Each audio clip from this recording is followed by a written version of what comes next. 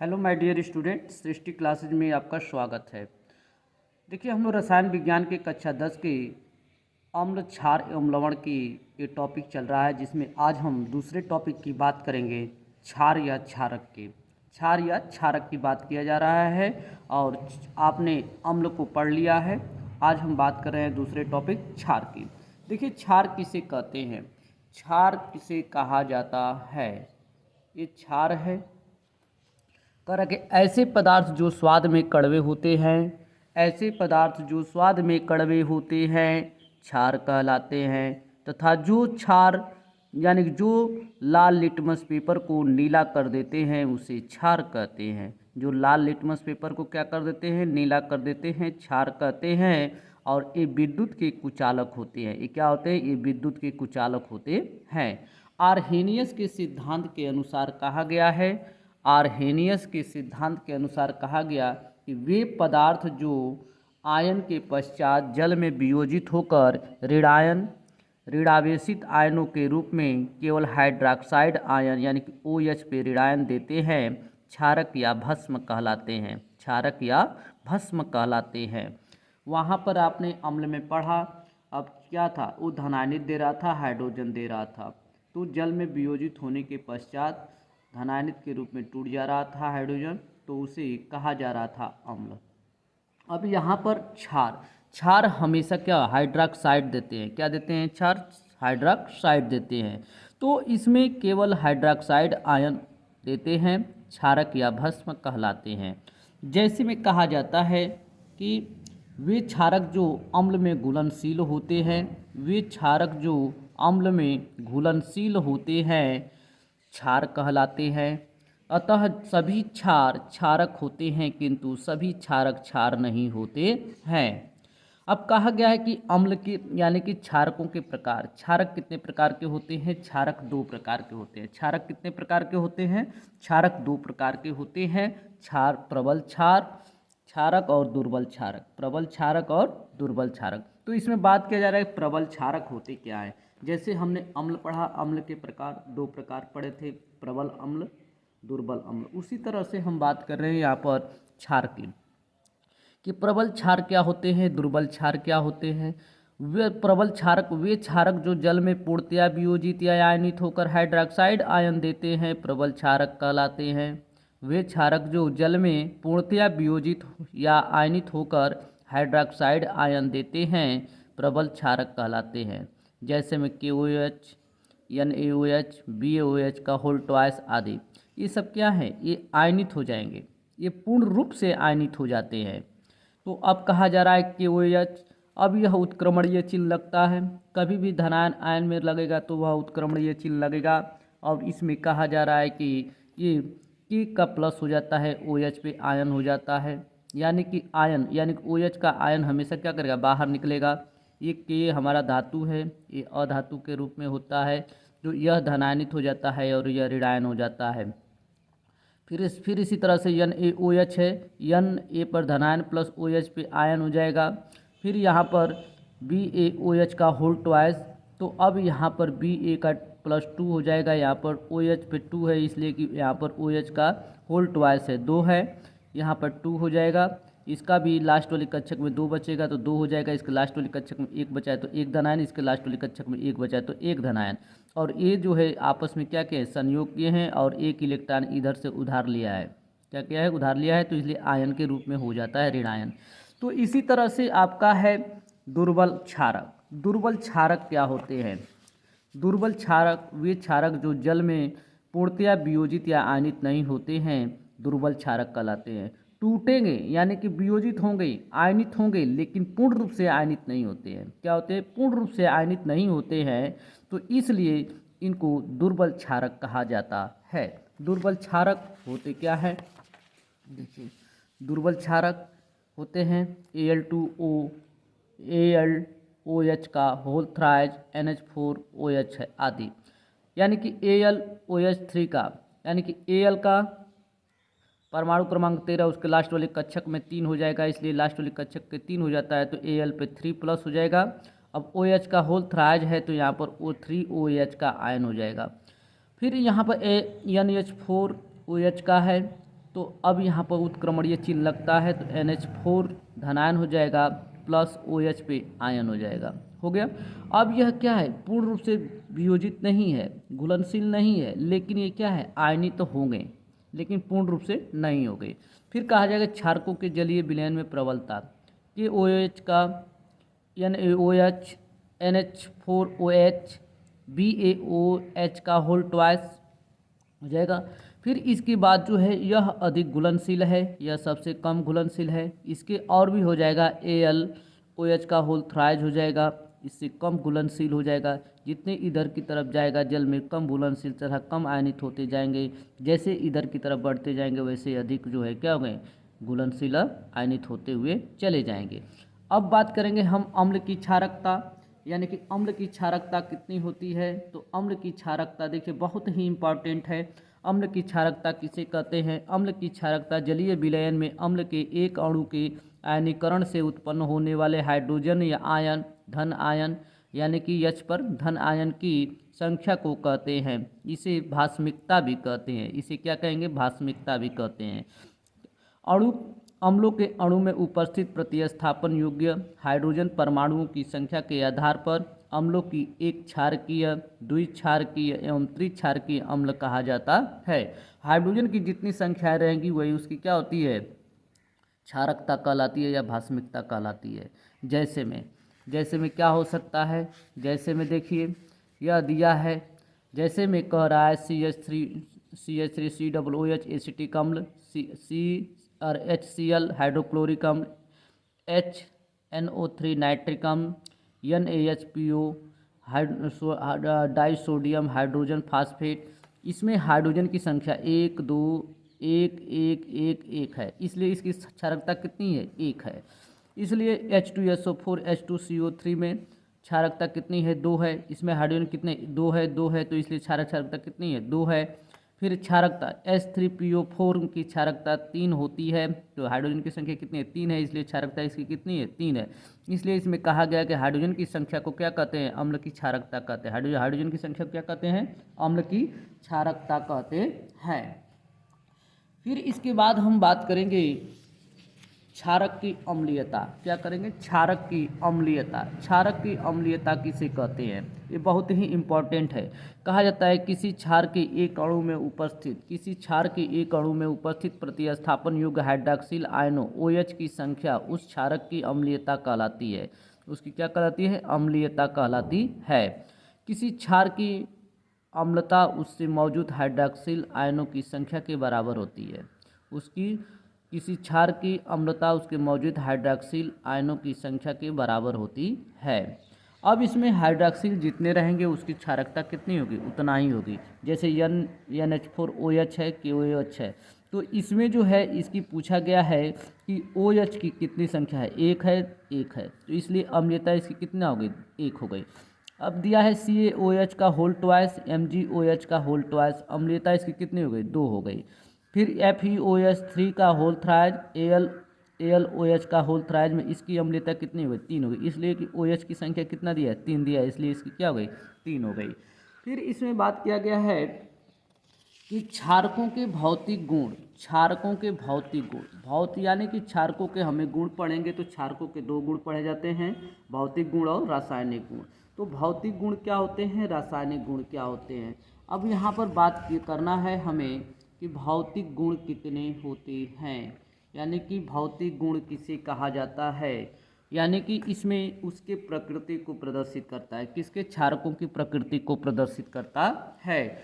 कहा जा रहा है कि क्षारकों का स्वाद कड़वा होता है। क्षारकों का स्वाद कैसा होता है, कड़वा होता है। और क्षारक में ज़्यादातर गंध नहीं होती है, क्षारकों में ज़्यादातर गंध नहीं होती है। क्षारकों के जलीय विलयन और पिघले हुए क्षार विद्युत के सुचालक होते हैं। क्षार लाल लिटमस पेपर को नीला कर देते हैं। क्षार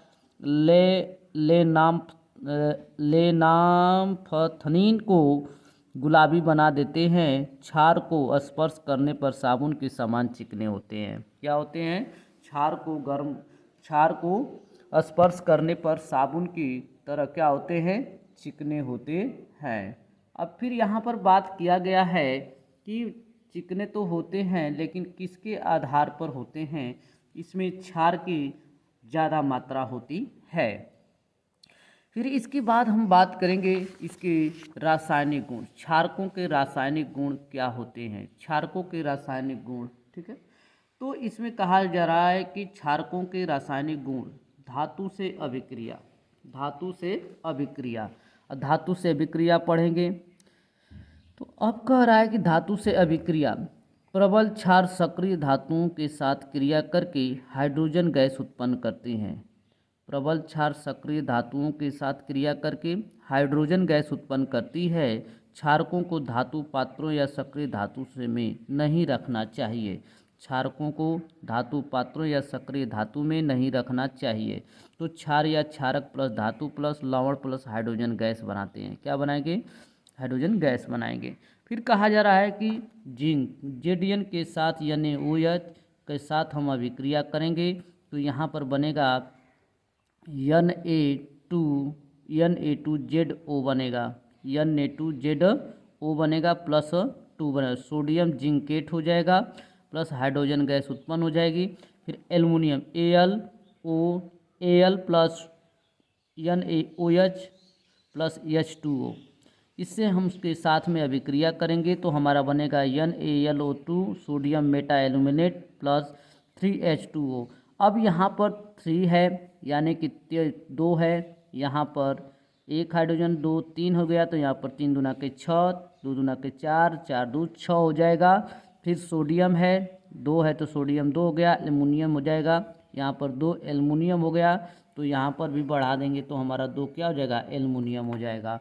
फिर इसके बाद कहा है सोडियम मेटा एल्यूमिनेट को सोडियम एल्यूमिनेट भी कहा जाता है। सोडियम मेटा एल्यूमिनेट को सोडियम भी कहा जाता है, सोडियम एल्यूमिनेट भी कहा जाता है। धात्विक ऑक्साइड से अभिक्रिया, धात्विक ऑक्साइड से अभिक्रिया, क्षारक अधातु ऑक्साइड यानी कि अम्लीय ऑक्साइड के साथ क्रिया करके लवण एवं जल बनाते हैं, लवण एवं जल बनाते हैं।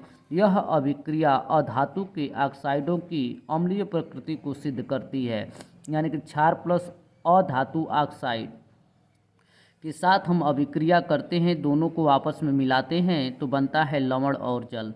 जैसे कार्बन डाइऑक्साइड क्षारक है प्लस अब अधातु ऑक्साइड यानी कि CaOH का होल ट्वाइस यानी कि बुझा हुआ चूना, ठीक है। कैल्शियम हाइड्रोक्साइड, कैल्शियम हाइड्रोक्साइड दोनों को हम मिलाते हैं तो बनता है CaCO3 कैल्शियम कार्बोनेट और जल की प्राप्ति होती है। ये हो गया। अब इसमें CO2 के साथ हम बुझा हुआ चूना यानी कि CaOH का होल ट्वाइस के साथ हम अभिक्रिया करते हैं तो ये बनता है CaCO3 कैल्शियम कार्बोनेट और जल की प्राप्ति होती है। इसी के साथ में आपको एक और अभिक्रिया दिया है, कह रहा है कि क्षारक अम्लों से क्रिया करके उनके प्रभाव को नष्ट कर देते हैं। क्षारक अम्ल से अभिक्रिया करके उनके प्रभाव को नष्ट कर देते हैं तथा जल व लवण व जल का निर्माण करते हैं। क्षारक जो है अम्ल की जब अभिक्रिया किया जाता है तो उनके प्रभाव को क्या करते हैं, नष्ट कर देते हैं, उनके प्रभावों को क्या कर देते हैं, नष्ट कर देते हैं, तो बनाते हैं लवण और जल।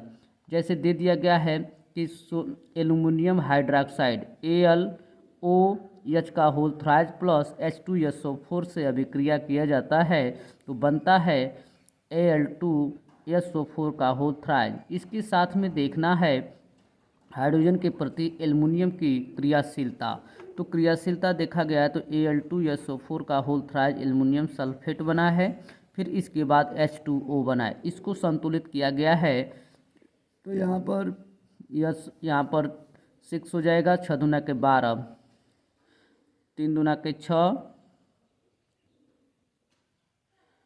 6 और 6 12 हो जाएगा।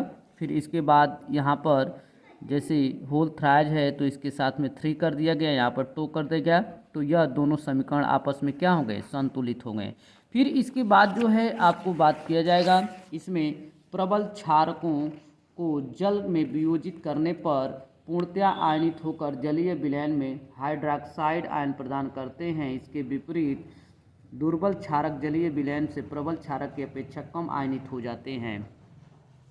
तो यह दिया गया है, देखिए कह दिया गया है कि प्रबल क्षारकों को जल में विलय करने पर ये पूर्णतया आयनित होकर जलीय विलयन में हाइड्रोक्साइड आयन यानी कि OH ऋणायन प्रदान करते हैं। इसके विपरीत दुर्बल क्षारक जलीय विलयन में प्रबल क्षारक की अपेक्षा कम आयनित होते हैं।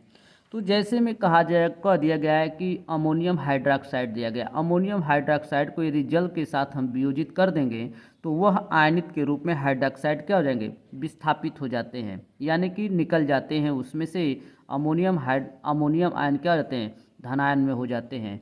तो अब यहाँ से देखिए, अब कह दिया गया है कि अमोनियम यानी कि अमोनियम हाइड्रोक्साइड और प्लस H2O को जल में वियोजित कर दिया गया है तो हाइड्रोजन आयन क्या होते हैं, हाइड्रोक्साइड आयन प्रदान करते हैं। इसके विरुद्ध दुर्बल क्षारक के जरिए विलयन प्रबल क्षारक की अपेक्षा कम हो जाती है, यानी कि इसमें से जल क्या हो जाएंगे, बाहर की तरफ विक्षेपित हो जाएंगे, ये उसमें समाप्त हो जाएंगे। तो यह हो जाएगा NH4 पे धनायन प्लस OH पे ऋणायन, जिसको हम अमोनियम आयन कहते हैं और इसको हाइड्रोक्साइड आयन भी कहा जाता है। कहा जाता है कि कुछ क्षार गर्म करने पर क्षारीय ऑक्साइड व जल में विघटित हो जाते हैं। कुछ क्षार जो है गर्म करने पर क्षारीय ऑक्साइड में विघटित हो जाते हैं, क्या हो जाते हैं, विघटित हो जाते हैं। तो जैसे कह दिया गया कि क्षार MgOH का होल ट्वाइस मैग्नीशियम हाइड्रोक्साइड को यदि हम गर्म कर देते हैं तो यह मैग्नीशियम ऑक्साइड और जल में विस्थापित हो जाते हैं, विघटित हो जाएंगे, ऑक्साइड व जल में विघटित हो जाएंगे। मैग्नीशियम ऑक्साइड बन गया और जल में क्या होंगे, विघटित होंगे, वियोजित होंगे।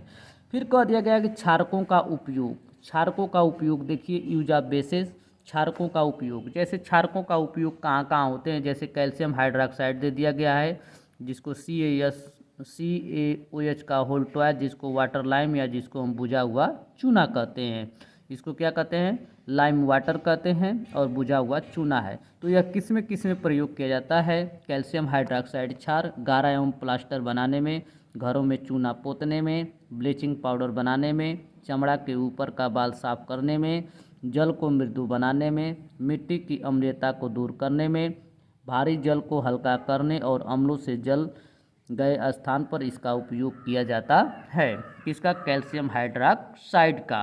फिर कह दिया गया कि सोडियम हाइड्रोक्साइड या कास्टिक सोडा का कहाँ उपयोग किया जाता है, तो इसका उपयोग जो है पेट्रोलियम के शोध में, साबुन बनाने में एवं दवा निर्माण में, कपड़ा एवं कागज़ बनाने में, धावन पाउडर के निर्माण में, रेयान के निर्माण में किया जाता है। फिर मैग्नीशियम हाइड्रोक्साइड यानी कि MgOH का होल ट्वाइस या मैग्नीशिया का दूध या एल्युमिनियम हाइड्रोक्साइड का उपयोग, तो इसका जो है पेट की अम्लीयता दूर करने में, इन्हें एंटी एसिड भी कहते हैं। चीनी के उद्योग में पेट की अम्लीयता दूर करने में इन्हें एंटी एसिड भी कहते हैं, जो चीनी के उद्योग में प्रयोग किया जाता है। फिर इसके बाद दिया गया है कि पोटेशियम हाइड्रोक्साइड यानी KOH या कास्टिक पोटास का हम कहाँ पर प्रयोग करते हैं, साबुन के निर्माण में, कार्बन डाइऑक्साइड एवं सल्फर डाइऑक्साइड जैसी गैसों को अवशोषक के रूप में किया जाता है। मैग्नीशियम ऑक्साइड MgO औषधि के निर्माण में, बॉयलरों या बर्तनों के प्रयोग में, या बंद बर्तन होता है, बॉयलर क्या होता है, बंद बर्तन होता है जिसमें तरल पदार्थों को गर्म करने में किया जाता है। बॉयलर का अर्थ क्या होता है, बंद बर्तन होता है जिसमें तरल पदार्थों को गर्म करने में किया जाता है। अमोनियम हाइड्रोक्साइड, बात किया गया है कि अमोनियम हाइड्रोक्साइड क्या होते हैं, NH4OH यानी कहाँ प्रयोग किए जाते हैं, तो यह क्लींजिंग एजेंट यानी कि सफाई एजेंट, इसको क्या कहा जाता है, सफाई एजेंट कहा जाता है, जो गंदगी, धूल, बदबू और दाग हटाने में और निर्जलीकरण तथा अमोनियम लवण बनाने में होता है। अब इसमें जैसे आप घरों में आप टूथपेस्ट रखे हैं, टूथपेस्ट क्या होते हैं उसको ये देखिएगा। टूथपेस्ट हल्का सा क्षारकीय होता है, टूथपेस्ट क्या होता है, हल्का सा क्षारकीय होता है। इस कारण यह दांतों के चारों ओर अम्ल की आधिक्य को उदासीन कर देता है, इसीलिए वहाँ का क्या होता है, सभी जो भी रहते हैं वो साफ़ हो जाते हैं। फिर मधुमक्खी तथा चींटी के काटने पर मेथनोइक अम्ल यानी कि फार्मिक अम्ल स्रावित होता है। इसके काटने से दर्द एवं जलन होता है, तो इसके काटने से को शांत करने के लिए डंक लगे स्थान पर दुर्बल क्षारक यानी कि बेकिंग सोडा यानी कि सोडियम हाइड्रोजन कार्बोनेट का प्रयोग किया जाता है, जिसका सूत्र होता है NaHCO3 को लगाने से आराम मिलता है, जिसको हम बोलते हैं मीठा सोडा या खाने का सोडा कहा जाता है। तो यह हो गया आपके क्षार का। फिर कह दिया गया है कि इसमें कि अम्लों या क्षारकों का जलीय विलयन क्या होता है। अम्ल या क्षारकों का जलीय विलयन, तो अम्ल और क्षारकों का जलीय विलयन के रूप में कहा गया है। तो यहाँ पर देखिए, अम्लों या क्षारकों के जलीय विलयन, जल की उपस्थिति में अम्ल हाइड्रोजन आयन देते हैं, परंतु यह स्वतंत्र अवस्था में नहीं रह सकते, अर्थात H3O पर धनायन हाइड्रोनियन आयन के रूप में रहते हैं। तो अब यहाँ पर जल के यानी कि हाइड्रोक्लोरिक के साथ में हम जल की अभिक्रिया करते हैं तो हाइड्रोनियन आयन और क्लोरीन की मात्रा में उपस्थित मिलते हैं, यानी कि इसमें से हाइड्रोनियन आयन का निर्माण होता है और क्लोरीन का निर्माण होता है। हाइड्रोनियन आयन हो गया, क्लोरीन हो गया। फिर इसी तरह से हाइड्रोजन के साथ हम जल की अभिक्रिया करते हैं तो हाइड्रोनियन आयन बनते हैं, H3O+ हो जाएगा, धनायन हो जाएगा। अम्ल या क्षारक को जलीय विलयन में मुक्त आयन उपस्थित होते हैं, जिसके क्षारकों का जलीय विलयन OH पे आयन देता है। फिर कह रहा है कि अम्ल तथा क्षारक अपने जलीय विलयन में मुक्त आयनों की उपस्थिति के कारण वैद्युत का प्रवाह करते हैं। अम्ल तथा क्षारक अपने जलीय विलयन में मुक्त आयनों की उपस्थिति के कारण वैद्युत का प्रवाह करते हैं। अब NaOH H2O की उपस्थिति में इसे गर्म किया जाता है तो इसमें सोडियम आयन और हाइड्रोक्साइड आयन विस्थापित हो जाते हैं या विघटित हो जाते हैं। अब यहाँ पर अम्ल या क्षारक या तनुता का प्रभाव, ये एकदम इम्पोर्टेंट है। तनुता का प्रभाव, अम्ल या क्षारक पर तनुता का प्रभाव, यानी कि तनुता होती क्या है। तो अम्ल या क्षारक को जल में मिलाना तनुकरण कहलाता है। अम्ल या क्षार को जल में मिलाना क्या कहलाता है, तनुकरण कहलाता है, जिसके फलस्वरूप प्रति इकाई आयन में हाइड्रोनियन आयन या हाइड्रोक्साइड आयनों की सांद्रता में कमी हो जाती है। इसे ही तनुता कहा जाता है। हाइड्रोनियन आयन और हाइड्रोक्साइड की सांद्रता में क्या जाती है, कमी हो जाती है, उसी को ही कहते हैं हम तनुता कहा जाता है। अम्ल या क्षारक को जल में मिलाया जाता है तो उनके अणु वियोजित होकर आयन बन जाते हैं। अम्ल या क्षारक को जल में जब हम मिलाते हैं तो उनके अणु क्या हो जाते हैं, वियोजित होकर आयन बना लेते हैं। जैसे अम्ल और क्षारक, यानी कि हाइड्रोक्लोरिक अम्ल और जल को आपस में मिला दिए हैं तो हाइड्रोजन आयन, क्लोरीन आयन और H2O ये क्या हो गए, विस्थापित हो गए, अलग अलग आयन के रूप में ये विभाजित हो जाते हैं। ठीक है। अब फिर कह रहा है H2O+ H धनायन को हम बनाते हैं तो यह हाइड्रोनियन आयन के रूप में विस्थापित हो जाते हैं, बन जाते हैं। फिर कह रहा है कि या हाइड्रोक्लोरिक अम्ल H2O को हम मिलाते हैं तो यह H3O पर धनायन प्लस Cl पे आयन बन जाता है, यानी कि हाइड्रोनियन आयन और क्लोरीन में बन जाता है। और फिर कह रहा है कि क्षारीय NaOH को हम मिलाते हैं तो यह बनता है सोडियम आयन प्लस OH का आयन बनता है। तो इसका जो है एक निर्देश दिया गया है, यह क्या करते हैं, अम्ल तथा क्षारक दोनों ही जलीय विलयन से मुक्त आयनों की उपस्थिति के कारण विद्युत धारा का चालन प्रवाह करते हैं। तो अम्ल तथा क्षारक दोनों ही जलीय विलयन में मुक्त आयनों की उपस्थिति के कारण विद्युत धारा का चालन करते हैं। यह आपका हो गया क्षार। अब क्षार की उपस्थिति में क्षार को हमने पढ़ा और क्षार को हमने समझा दिया। और क्षार की अगर देखना है तो इसको एक बार नहीं 2 बार वीडियो देखेंगे, तब क्षार आपको पूरी की पूरी समझ में आ जाएगी। पूरा ही क्षार, कहीं कुछ भी टॉपिक नहीं छूटा है। और हमारे चैनल को लाइक सब्सक्राइब शेयर कीजिए। और ऐसे ही आपको PDF के माध्यम से, ऐसे PPT के माध्यम से आपको पढ़ाए जाएंगे। और फ्रंट में बोर्ड पर भी आपको पढ़ाए जाते हैं, जो बोर्ड पर पढ़ाए जाएंगे वो भी रहेगा, और आपके PPT के माध्यम से पढ़ाया जा रहा है वो भी रहेगा। और आप बढ़िया से नोट्स तैयार कीजिए, बढ़िया से पढ़िए और अच्छे ढंग से पढ़िए और अपने भविष्य का आप जो है अपने उज्जवल भविष्य की कामना कीजिए। बहुत ही आप लोग को शुभकामनाएं। और 2024-25 में आप लोग अपनी परीक्षा की खूब बढ़िया से तैयारी कीजिए और दीजिए। बहुत बहुत धन्यवाद।